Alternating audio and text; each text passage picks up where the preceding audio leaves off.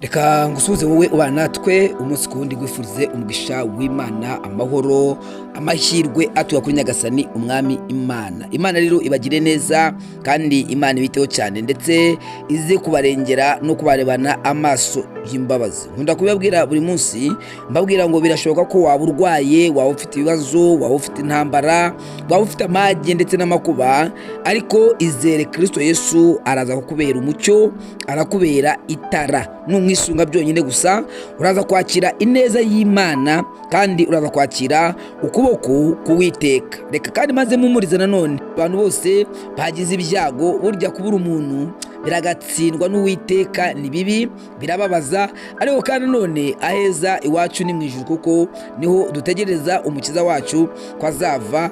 Ibyo rero nibyo biduhumuriza gusa abantu bagize ibyago mwihangane, mukomere, Yesu Kristo aracyahari kugira ngo akomeze kubakomeza. Uyu munsi dufite inkuru zigiye zitandukanye, ariko cyane ni inkuru yo muri Adepr muri Paruwase Yakabuga.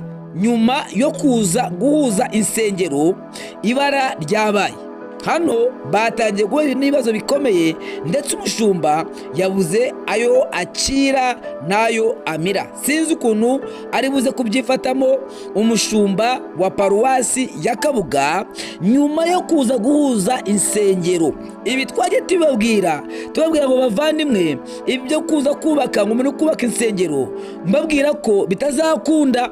Nyamara ibi nagiye mbibabwira hakiri kare, musubire mu bintu byose nagiye mvuga. Nagiye mbabwira ngo aya mafaranga murimo gutanga ngo murakora insengero, nyamara murimo kugenda muruyira ubusa.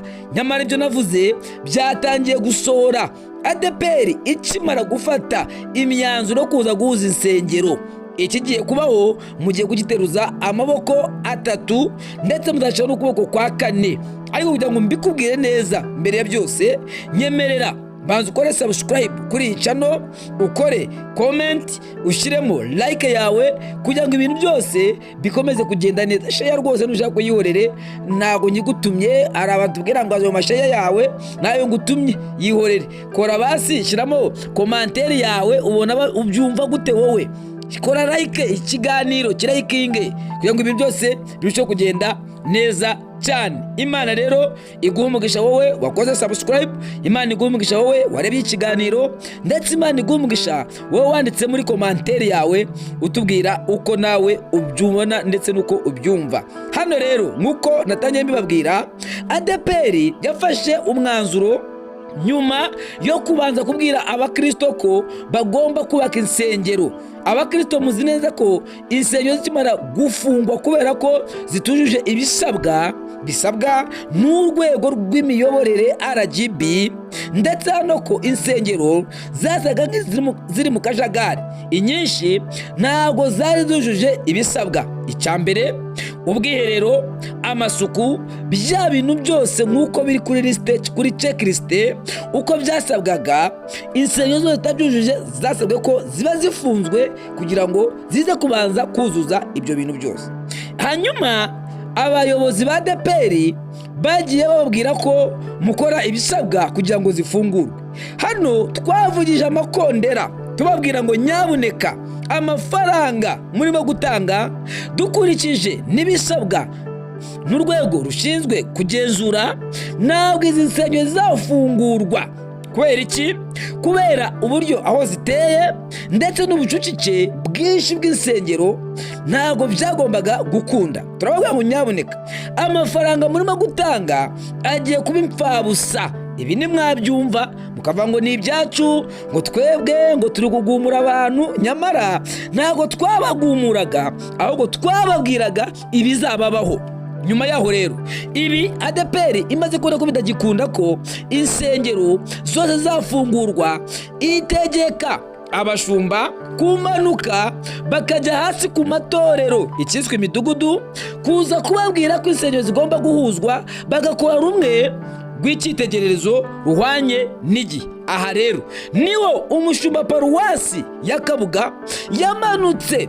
Reka mvuge inama imwe yaraye akoze ku itariki ya 21 z'ukwezi kwa mbere umwaka w'ibihumbi 2026, ayikorera ahantu yagomba guhuza insengero eshatu.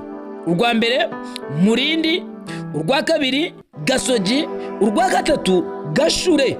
Ahangaha yagomba guhuza izi nsengero, nyamara mwibuka neza ko abantu bose baba abo ku Murindi bataze amafaranga bubaka insengero zabo, baba abi Gasogi bataze amafaranga bubaka urusengero rwabo, abo ku Gashure bataze amafaranga bubaka urusengero rwabo.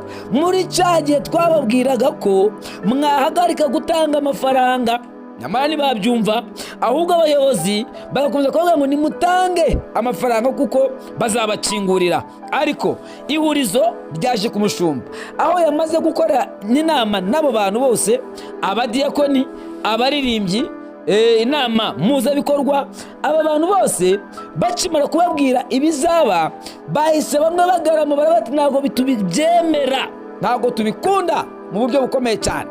Bamubwiye bati ntabwo tubikunda, ariko mureke maze mere ku Murindi bamubaje ikibazo gikomeye, nawe areba mu bicu abura ikintu abasubiza.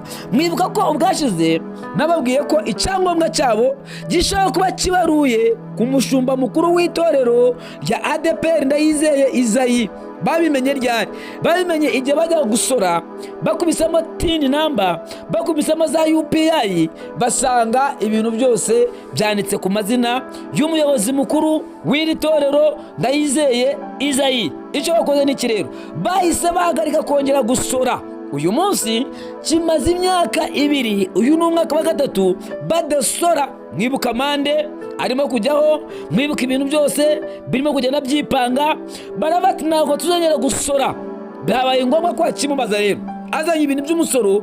Bamubwiye ngo twasora gute? Dusora ubutaka butatwanditseho, ku butaka bwanditse kuri Adepr, twajya gusora tugasanga bwanditse kuri Ndayizeye Izayi. Icyakora mu magambo akomeye yabemereye ko ibyo bintu ari ukuri, ko ibyo bintu ko ari ukuri, ko amazina yanditse kuri Ndayizeye Izayi. Gusa abemerera ko barimo kugenda babikosora, nubwo bitinze amaso aheze mu kirere. Imyaka 2 irashize bategereje ko ibintu byakosoka, gusa byarananiranye batazi impamvu. Nabo bambwiye bati rero ntabwo tuzigera dusora tutaramenya impamvu y'ibyo bintu. Nicyabiteye ko ayo mazina ava mu gitabo cya Adepr akajya mu mazina ya Ndayizeye Izayi. Icyo ni kimwe. Icya kabiri cyaje kumera inzitizi mu guhuza aya matorero, nuko abantu b'i Gasogi bamubwiye bati nyakubahwa mushumba,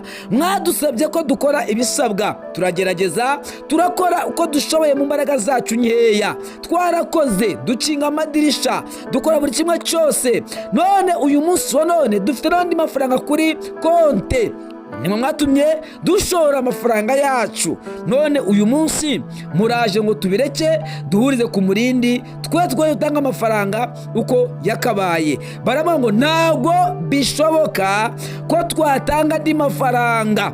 Icyakora koko bamubwiye ngo nimwe mwatubwiye ko dukora ibisabwa, ahubwo reka tubikore, muze mudusabire dukingurirwe, kuko mwatumye dushiramo amafaranga menshi. Icyo ni kimwe.